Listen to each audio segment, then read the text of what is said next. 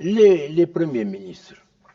Moussa Niasse, je me suis séparé de lui parce que euh, on s'entendait très bien, mais un jour, d'abord, il a tenu des propos. Il disait aux gens, oui, vous savez, je suis avec Wade, mais lui s'en va, moi je serai bientôt président. Mais ça ne se dit pas. Quel est le président dans le monde qui accepterait ça? C'est pas acceptable. Un premier ministre doit jouer son rôle de premier ministre et non pas son rôle de président potentiel. Au Sénégal, l'histoire politique nous apprend une chose, les duos au sommet finissent presque toujours par se détruire. Senghor et Mamadou Diaye, Wade et Idrissa Seck, Diouf et Habib Djam. À chaque fois, ça commence par une alliance forte, puis arrive le pouvoir, et ensuite la méfiance, les divergences et la guerre d'influence. Aujourd'hui, beaucoup de Sénégalais commencent à observer les mêmes signes entre Ousmane Sonko et Bassirou Diomaye Faye. Et honnêtement, quand on analyse froidement l'histoire politique sénégalaise, il y a des raisons de s'inquiéter. Parce que les problèmes, le problème n'est pas les personnes, mais le problème, c'est le pouvoir lui-même. Quand on regarde l'histoire du Sénégal depuis l'indépendance, il y a un schéma qui revient constamment. Deux hommes construisent ensemble une conquête du pouvoir, mais une fois au sommet, le système devient trop petit pour deux centres d'influence. Premier grand exemple, Senghor et Mamadou Dia. Les deux hommes ont combattu ensemble pour l'indépendance. Ils ont dirigé ensemble le pays après 1960. Senghor devient président et Mamadou Dia premier ministre. Sur le papier, le système semblait équilibré, mais en réalité, il y avait déjà une ambiguïté. Qui détenait réellement le pouvoir? Senghor gérait l'image internationale et Dia contrôlait la politique intérieure. Et ça, dans beaucoup de pays africains, c'est extrêmement dangereux. Parce qu'à partir du moment où deux figures ont une légitimité forte, la rivalité devient presque inévitable. Puis arrivent des désaccords politiques, tensions institutionnelles, crise de 1962. Mamadou Dia est accusé de tentative de coup d'État et il est arrêté. Senghor sort le seul vainqueur et devient le seul patron du système politique.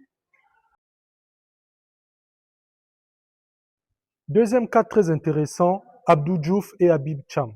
Là, on parle de deux hommes extrêmement proches, pas juste des alliés politiques, mais des amis. Ils ont fait des études ensemble, ont eu une carrière ensemble et une ascension ensemble.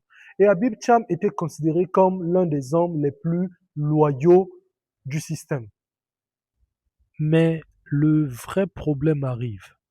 Quand un premier ministre devient trop important politiquement, le président commence toujours à voir un risque. Et là, Diouf supprime le poste de Premier ministre en 1983 et Habib Thiam n'était même pas informé. Ça montre une réalité brutale du pouvoir. En politique, la confiance a des limites. Au sommet de l'État, même l'amitié devient secondaire face à la préservation du pouvoir. Mais le cas le plus proche de ce qu'on voit aujourd'hui, c'est probablement Wade et Idrissa Seck. Idrissa Seck, c'était le bras droit absolu de Wade. Il fut directeur de campagne, homme de confiance et architecte politique. Beaucoup considéraient même Idrissa Seck comme l'héritier naturel. Et c'est précisément là que les problèmes commencent. Dans les systèmes politiques africains, le numéro 2 finit souvent par inquiéter le numéro 1. S'agissant de Wade et Idrissa Seck, s'en est suivi des rivalités, des accusations, des humiliations politiques, puis la prison. Et ça, il faut le comprendre. Les crises politiques ne commencent pas forcément par la haine, elles commencent souvent par une question beaucoup plus simple. Qui contrôle réellement le pouvoir? Maintenant, parlons du présent.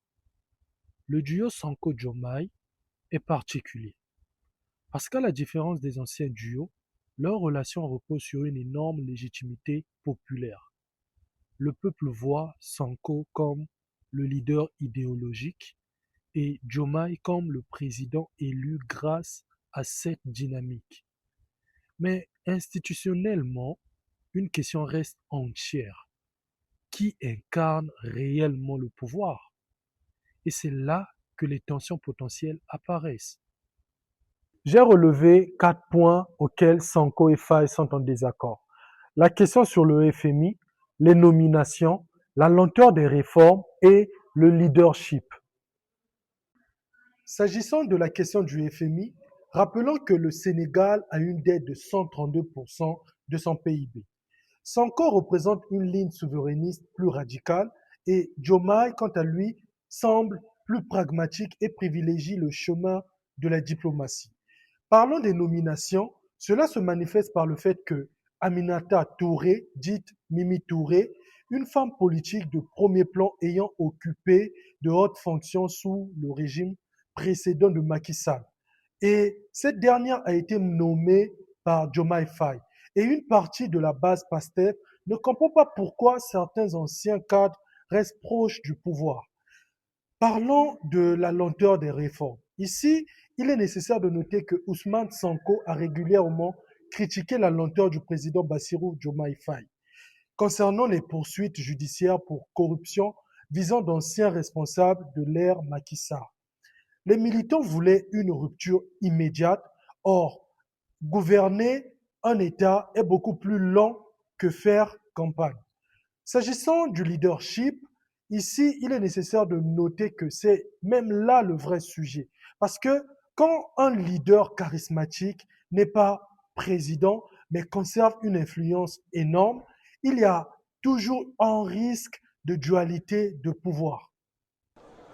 Et donc, M. Ousmane Sonko, ayant obtenu 132 voix, est élu président de l'Assemblée nationale du Sénégal.